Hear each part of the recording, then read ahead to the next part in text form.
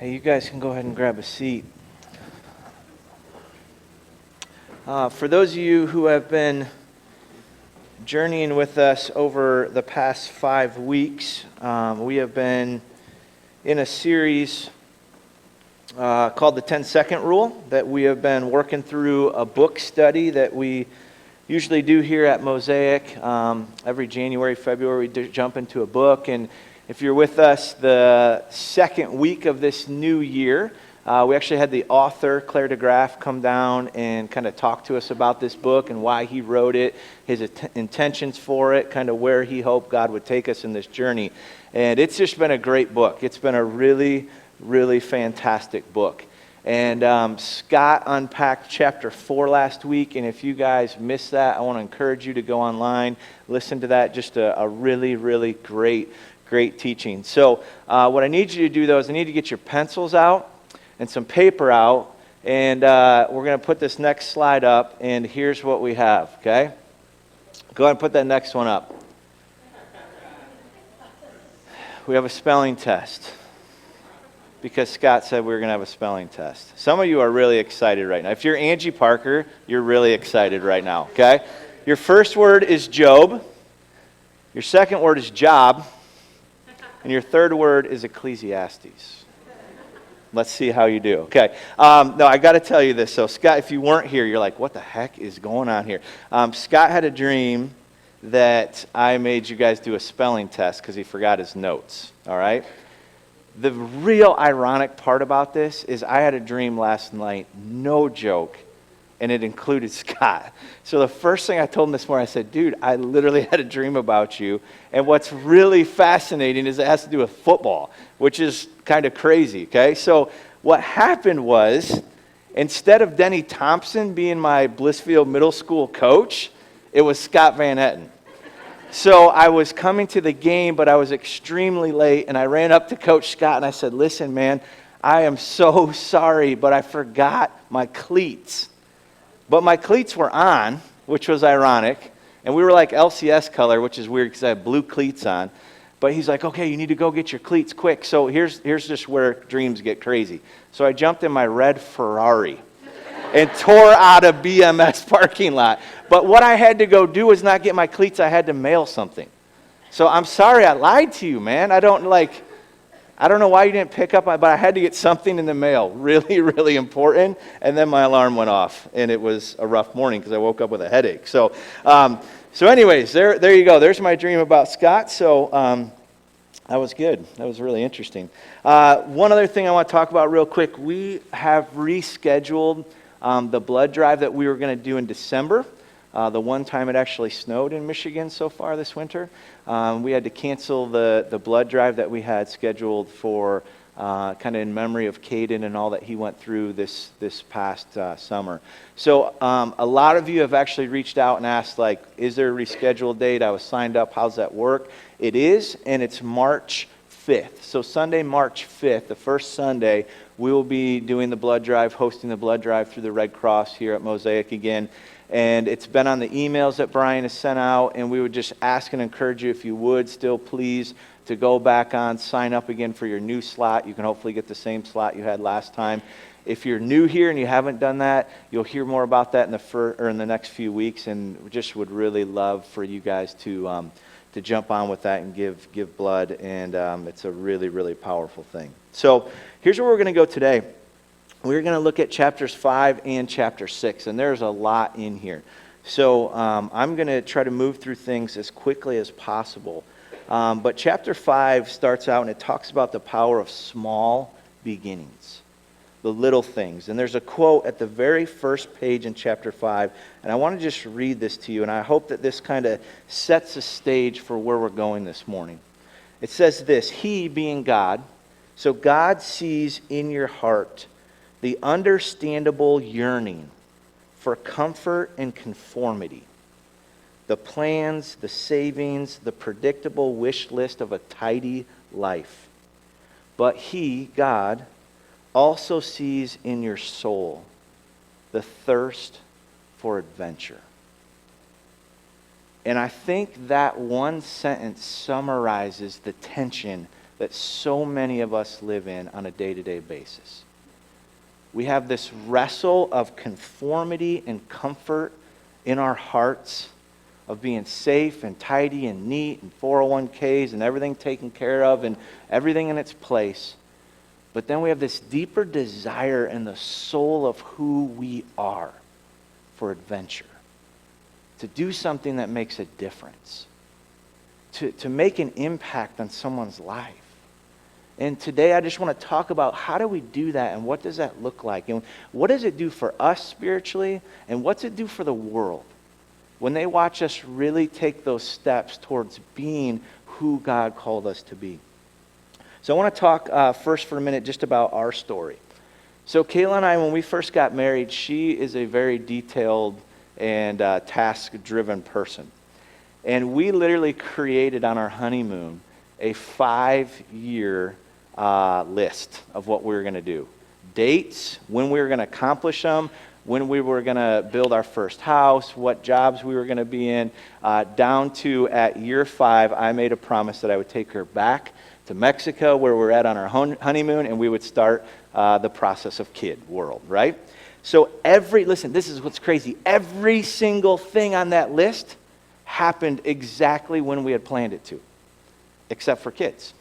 We went back to Mexico, okay, at 5 years, but we totally chickened out on the kid thing, all right? That was another 2 years down the road. We say life was so good, but here's what life was. Life was so clean and neat and tidy. And when we look back on that list, and these were a lot of our plans, the things that we wanted, the things that were very safe, the things that the world would applaud, the things that people go, wow, great job, man. You started building your house in the first 5 years of marriage. You both had good incomes. You both paid off your student loans. You both, all this stuff that the world would really, really applaud, but it was the safest list I think we've ever created. And then little did we know what was coming down the road.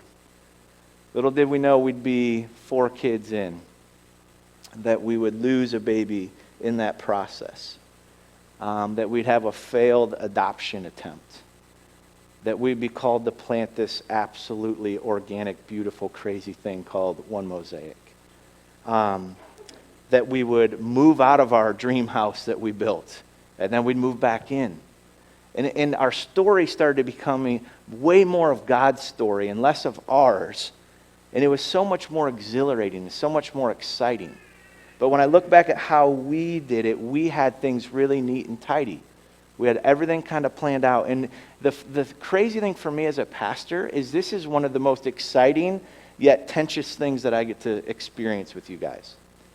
And I love having conversations with you through email, over a cup of coffee, over the phone, whatever, and hearing the tension and the wrestle in your hearts of the desire for being comfortable and kind of conforming to the things that the world applauds, and just safety and just knowing we're going to be okay. We got it 3 months out in our savings account. We got all this stuff. Everything's in its place. And then this inner wrestle in your soul of God's calling me to something else. God's calling me to something more. And the tension there is trying to help encourage you to take that step of faith, yet not totally abandon everything, because I don't want to be the one that encourages you to abandon everything, right? And you end up on the streets, which hasn't happened yet. But when I think about this, I think about Andy's story up here. And I think about our conversations back in Haiti 5 years ago, and watching him go through the process of walking away from everything. A job, income, security, insurance, all this stuff, to do what God's called him to do.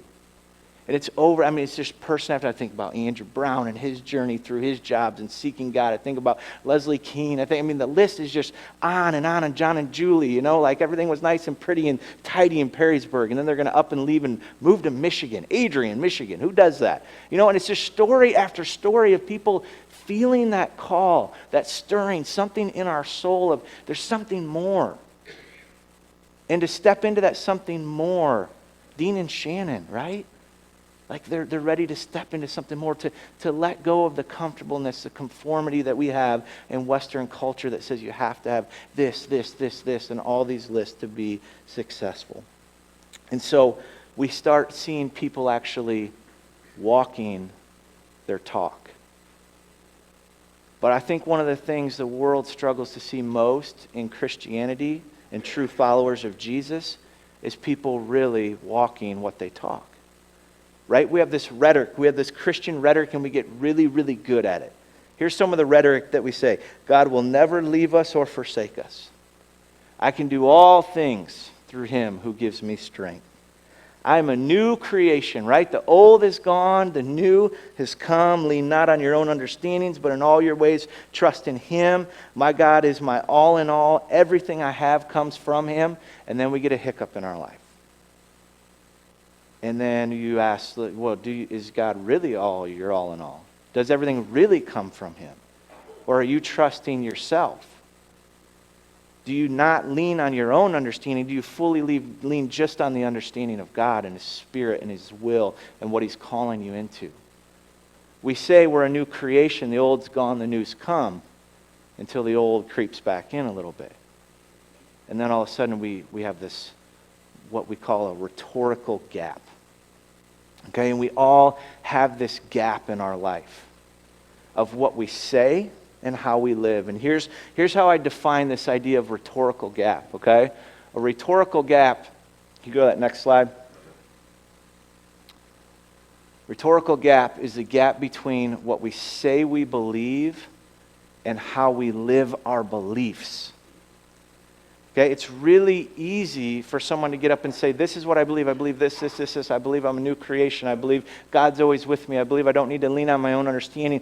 And then when life gets for real and things get really difficult, or God's calling us into that next thing, does our life line up? Do we live out our beliefs? Or do we just have this rhetorical gap of talk, but no live? The world knows our talk.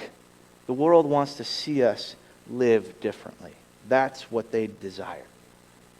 And here's the thing. I understand this gap probably as much as anyone because I've lived in this gap. I've lived in this gap for years. And I really want to ask you to hear my heart behind this in multiple reasons, okay? Because for 4 years, I pastored at Ogden Church. Great church, great staff, still some of great friends of mine.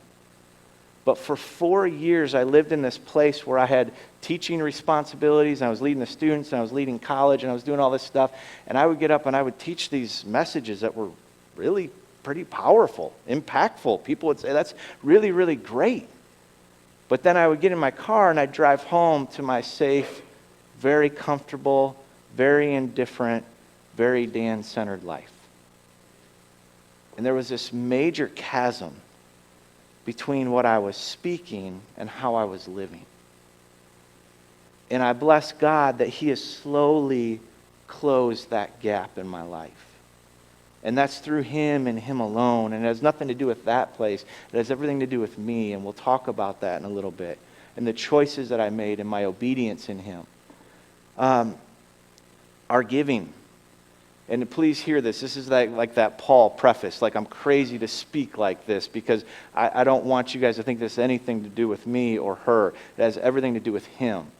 But I taught messages when I was there about giving and the importance of it. And I didn't give, like, at all.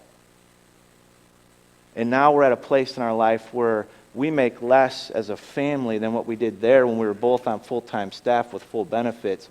And this year will be somewhere between 22 and 23% of our income we give to this church, to I-92, to Neighbors of Hope, to Mission of Hope, to St. Jude's, to these things that God's whispered into us. And so somehow, with 4 kids, a Chinese international student, ourselves, we can live on less. And God's always made that happen. And that's a God thing. That's closing the gap of saying, I trust him. It's all yours, Lord, but then we never do anything about it. The gap's closing because I'm learning to live what I talk. And God fills those things, and he does them in incredible ways. The way we love, the way we live, the way we lead. That's a really good mission statement. Someone should use that, right? We love. God is closing the gap in how I talk and how I live of my loving, my living, and my leading with people. 10 years ago, when someone would come sit in my office and want to talk about something hard, my concern was that they would walk out not offended. Like, I wanted to talk about Scripture a little bit. I wanted to kind of wrap it in Scripture so it felt good and holy and biblical. But one of my biggest things, if I'm just being real honest with you, is I didn't want them to be offended by me or what I said. And that's shifted, and I hope it continues to. And I hope that I can be a place where if you guys come and talk to me, we're going to talk about what Scripture says, what God says. And whether you like me or not when you leave your time with me, that's between you and God. Because it's about an audience of one. And we talked about that a few weeks ago. The importance of the audience of one, not the audience of many. It's not about appeasing the masses. Another gap that God's closed is that I don't have any desire anymore to have a huge church. I have a desire to have a holy church. That's what I want. I want people sitting here that are humbly submitted before the King of Kings and the Lord of Lords, who have lordship in their homes and in their lives, and it starts with me. And if God grows us to be 2,000 or God shrinks it to be 20, I don't care, because it's not about my reputation. It's about His glory. I want the holiest people that we can have following and chasing and pursuing the truth of the gospel. That's a gap that God's closed in my life. Look at these two pieces of Scripture. One is from John 4 and one's from John 12. And you see the juxtaposition and what he's saying in this gospel. He says, the one who is in you is greater than the one who is in the world. And that's something we say. That could be our rhetoric. But it's rhetoric if we don't believe it and we don't live on that. And then there's this other side of it, is this, for they love human praise more than they love praise from God.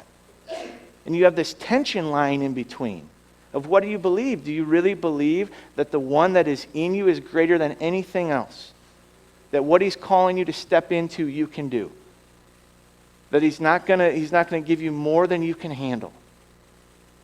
Or do we constantly look to the applaud, the praise of the world and not that of God? Okay?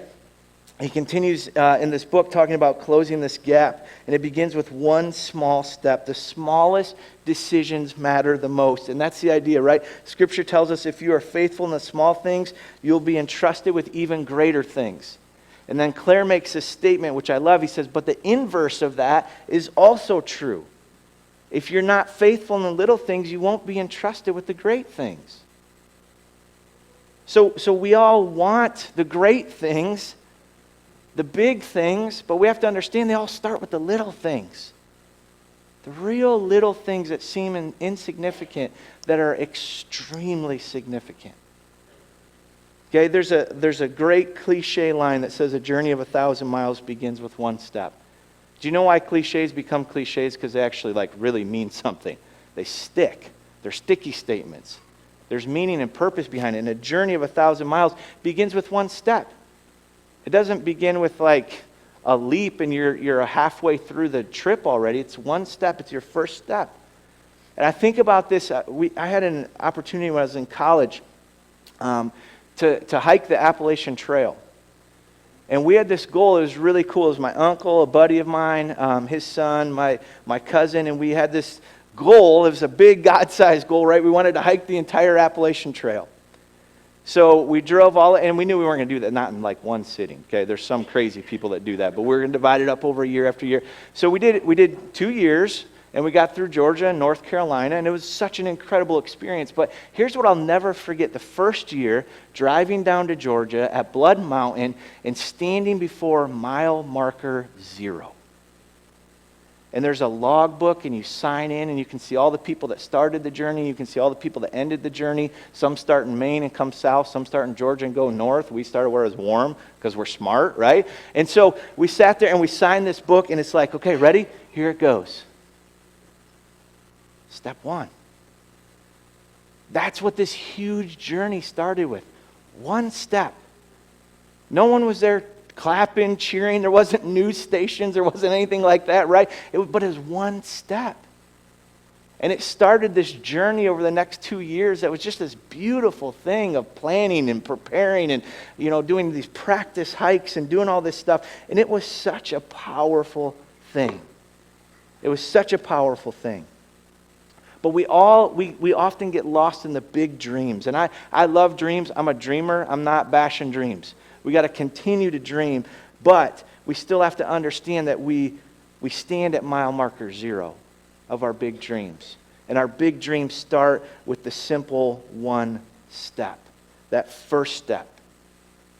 I still have a dream of completing that trail sometime. I don't know, maybe with my kids and my grandkids at some point. I don't know, slowly work through it. But it takes the next step, the next step. Okay, there's a quote on page 82. I'll put it up on the screen too. And Claire says this when he's talking about this dreaming idea. He says, "Why do we daydream? Because it's far easier to dream of glory than doing whatever it takes to achieve the dream, especially in the spiritual realm. And most of the hard work it takes to build a life that truly pleases God usually goes unnoticed by everyone except God."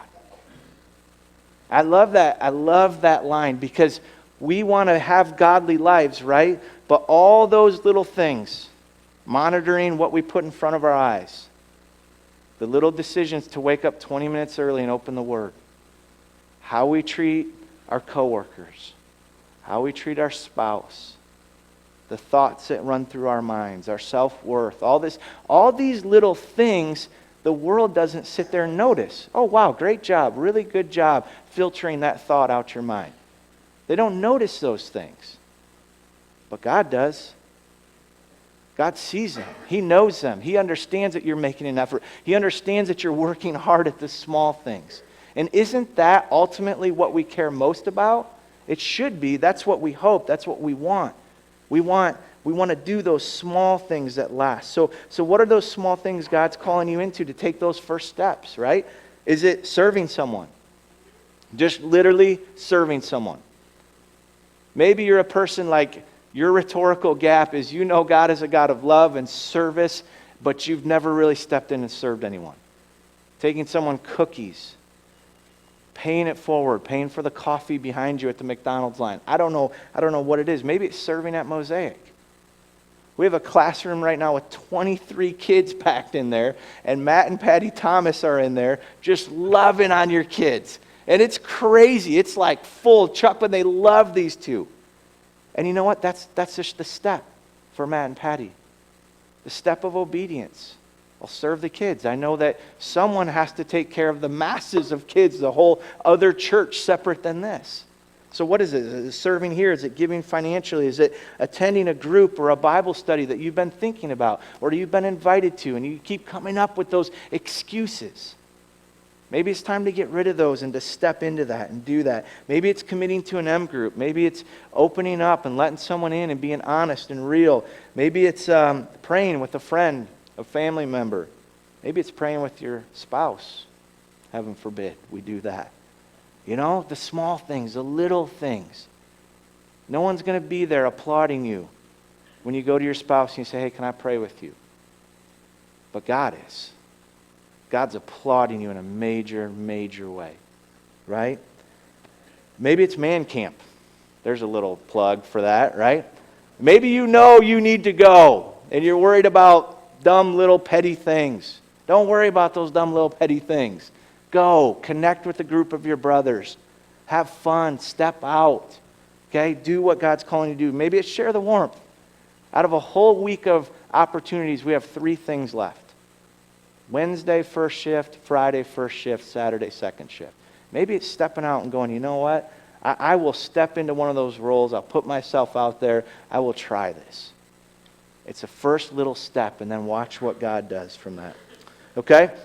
Here's what I'm going to kind of wrap up with chapter 6 is this idea of pre-decisions. And I love this chapter. This probably should have been separated and taught on by itself. But pre-decisions is this great idea, and it's simply this. It's a decision or a choice that's thought about ahead of time on how you will respond to certain situations or with certain individuals because you know those things will happen. It's being intentional, right? Living a life of intentionality. If you really want to change the world or your little part of the world, it starts with you, friends. It starts with you. Those of us that have a desire to change the world, it starts in us. It starts with changing us. You are truly the only thing you can change.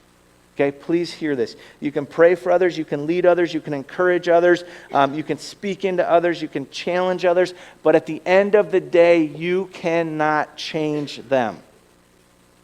Only they can change themselves. And so we want to do that, and we want to continue to love people well, but if you really want to change things, you've got to change yourself. So at the beginning of this chapter, of chapter 6, on the very first page, there's a quote from a dude named Leo, and it will be up here, and it says this: everyone thinks about changing humanity, and nobody thinks about changing themselves. Right? We can come up with just a laundry list, especially right now, right? Politically, of all these things we want to change.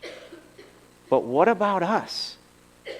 What's God calling you and me into right now, today, to change? Because He's asking all of us to change something. To step out, to not do this, to do this. There's both sides of the coin. And so, what are you going to do? What are you going to do? Here's another one. We have this quote in our house from Muhammad Gandhi, which is really interesting because Gandhi says, I love Jesus. I love His teachings, but I do not like His followers because His followers look so unlike Him. And there was tension for him. He just said, I read Jesus' teachings all day long. I would stand behind him. I affirm him. But his followers don't look like what's written in that book. And one of the things Gandhi says is, be the change you wish to see in the world. It's a great quote, very famous quote. You be the change you wish to see in the world. Instead of sitting here wishing this and this and this and this would be different, what's God calling you into? What's your part that He wants you to change? And let me just tell you this last one. Put that other slide up. This was literally one of the first things that was breathed into this movement now called 1Mosaic. Dave Gibbons, I heard him speak about a year before we even launched Mosaic, before we even started praying through this. And I'll never forget this line. He said, transformation begins in the heart of one. Transformation doesn't begin in the heart of hundreds. It begins in the heart of one. And that heart is you. And if you want to see a county transform for Jesus, if you want to see a state transform for Jesus, if you want to see a church transform for Jesus, you want to see a world transform for Jesus, it starts with you. It starts in your own heart. And when you catch that and you're passionate about it and you live differently, it starts to transform other lives, that transforms other lives, that transforms other lives. And all of a sudden we have a nation that looks completely different because of the heart of one. And that's been something in my journal, and I've prayed about, and I've read, and we've talked about as a leadership team time and time and time again. It starts in the heart of one. Transformation. You change one heart, and things can start to change, and it begins with us. Living this intentional life. The Haiti team talked about it time and time again. Okay, these pre-decisions of being intentional, thinking through them. Some of them are birthed out of ignorance. Some of them are birthed out of arrogance, and some of them are birthed out of failure. So when we start thinking about these pre-decisions that we need to set up in our lives, sometimes it's because of places that we're just ignorant in. We just don't know, and God's teaching us, and now we go, oh, whoa, I better be sensitive to that. I better have a pre-decision of how I deal with that. Some of it's arrogance. We thought we knew this way. We thought this would be better. We thought whatever. And now God's changing. He's restructuring our mind. And we go, no, I got to have a pre-decision of how I'll deal with this now. And some of it's out of failure. It's one of the most beautiful things Scott said last week. This idea of failure often looks like faith in God's kingdom. Not being afraid to fail. And when we fail, then we also know what we need to set up, these preconceived ideas of how we protect ourselves better. All right, look at this quote here. And We just got a couple more quotes because these are absolutely great. This is from a real famous theologian from the 1800s, Soren Kierkegaard. And I love this quote. This will just tear you up. Okay, you can take a picture of this. Google it later. Put it on your desk. The matter is quite simple. The Bible is very easy to understand. But we, Christians, are a bunch of scheming swindlers. We pretend to be unable to understand it because we know very well that the minute we understand, we are obligated to act accordingly. Isn't that so well said? We are these scheming swindlers that we know God's word, we know what it says, but we don't want to fully grasp it. We don't want to fully give it lordship over our life because then we're obligated to act accordingly. But when we act accordingly and we step into that, that's when life gets the best. All right? And a quote from page 91 that says this simply. This is a great, simple one. If nothing changes, nothing changes. If nothing changes in your life, nothing changes. If nothing changes in the way you eat, nothing changes. If nothing changes in the way you love and serve your spouse, nothing changes. If nothing changes in your commitment to Christ and getting into His Word, nothing changes. If nothing changes in turning your finances over to God and having Him be Lord over that, then nothing changes. And on and on and on again. If nothing changes, nothing changes. It's the definition of insanity that we've all heard time and time again. It's doing the same thing over and over again and expecting different results. It's insanity. That we would think we could keep doing the same things over and over again, but something's going to change. It's not going to happen. Okay, one of the most important plans, these pre-decisions I think we can have is the idea of guardrails. Okay, this is this idea of guardrails in our lives. What are the guardrails that we need to put up to protect ourselves in our life? I don't know what your struggles are. They're all different. Everyone's is different, but we need to have guardrails to keep us out of those struggles. Let me show you a picture here real quick.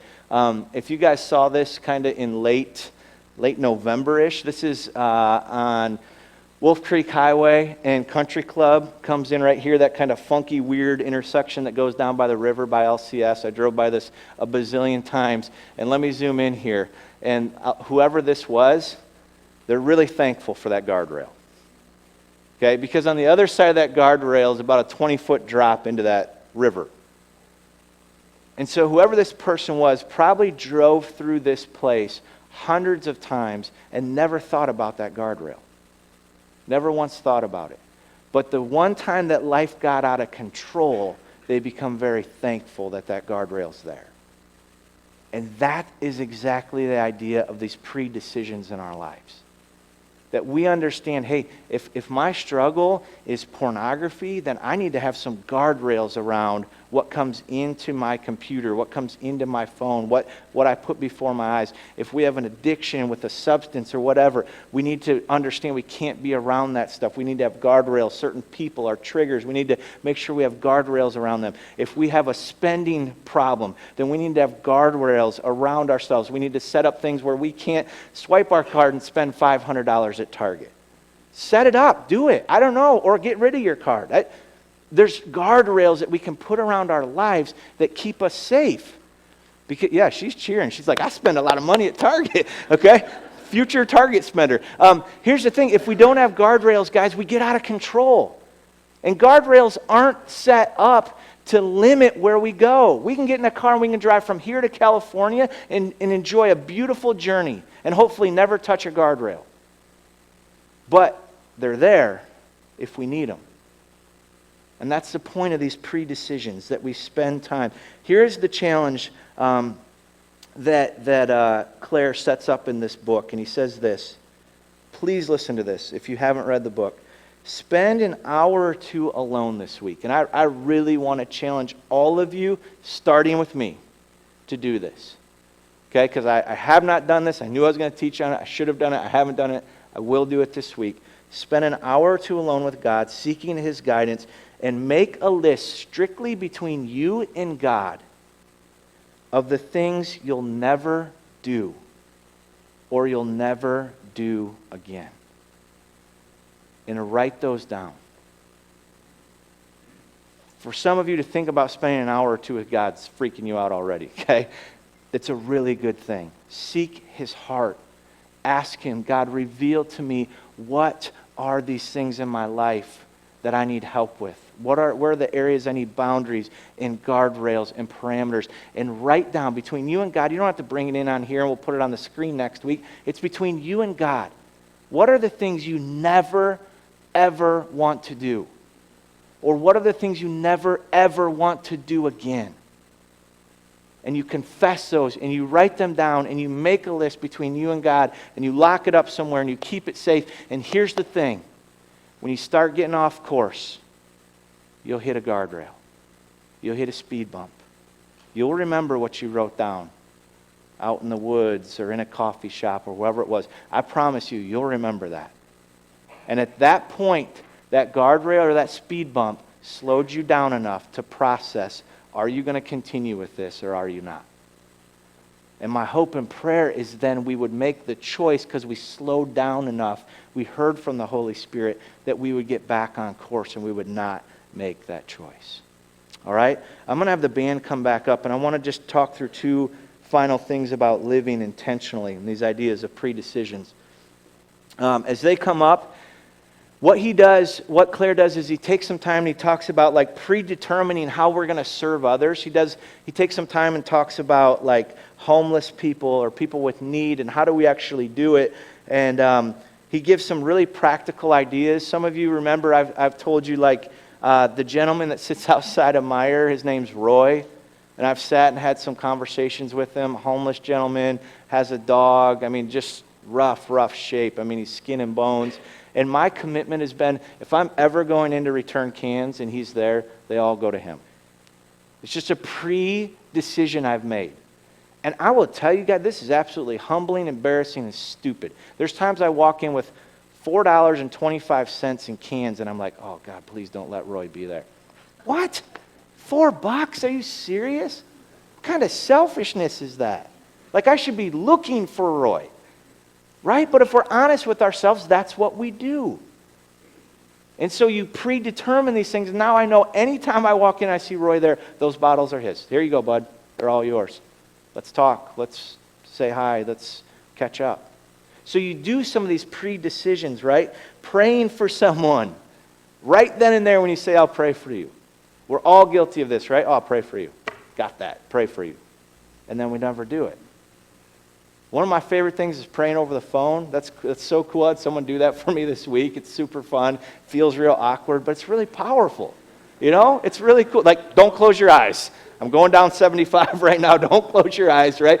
But just praying. Like, it's just this conversation with God. He doesn't care if your eyes are open or closed or you one open. Okay, now I'm kind of holy, right? It doesn't matter. Just do it. If you're going to pray for someone, do it. Pray for them. And watch the people around you go, holy cow, like they're praying right now. They're praying out loud. This is crazy. You know, buying groceries for someone, getting them a gas card, trying to help, but not forgetting that when you're called to give, just give. And here's how Claire says it. I'm just going to read a few things from the book to wrap up. Proverbs 3:27 says, do not withhold good from those who deserve it when it is in your power to act. Don't withhold good from those who deserve it. And here's what he says. Clary just says, another reason I don't give much cash anymore is that I don't want my help to be a source of temptation. If in fact they do have a drug or alcohol problem. But that shouldn't be my excuse for withholding either help or encouragement in some way. And then listen to this honesty, and I love it. The truth is, I'm far more likely to waste money than they are. Do you have any idea how much of God's money I waste every day on lattes, movies, vacations, clothes, eating out? I just tend not to think of it as waste when I spend it on myself. And I suspect that I'm not the only one. Let's face it, if we're really going to be serious about waste, we ought to start with ourselves. I'm nearly certain Jesus would prefer that I waste my money on a poor person than if I were to waste it on myself. And I just love how he says that, and I think it's really powerful. And the last thing he addresses is just dealing with our own sin. Right? And this isn't fun. None of us want to talk about, like, Dan, let them play. Let's just not go there. Let's not talk about our own sin. But we have to deal with our own sin.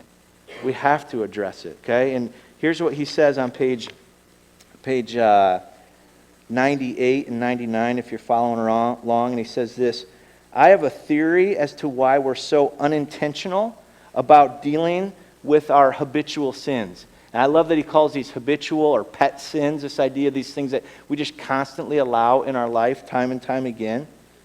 He says, really, it's not hard to figure out. Secretly, we don't want to give up our pet sins. We don't want them to go away. It's rhetoric. We say we want them to go away, but we really don't. You know, the sins or the bad habits that we're not sure we can live without, or believe we could ever really be happy again if we did. Our pet sins give us temporary release from the realities and stresses of life. They comfort us. And we know full well that if we devise a real plan to deal with them, it means we're committing ourselves to have a serious go at it, or risk even greater feelings of guilt.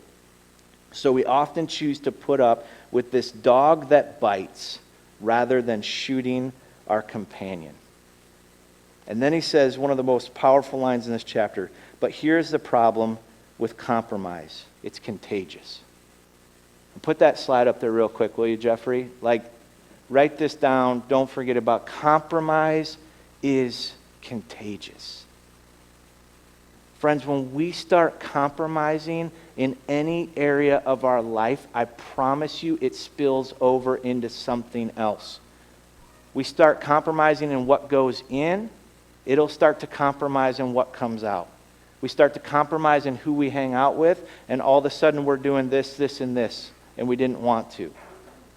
Okay? Compromise becomes contagious. Because I think I'm getting away with certain sins, I find that I'm tempted even more in other areas.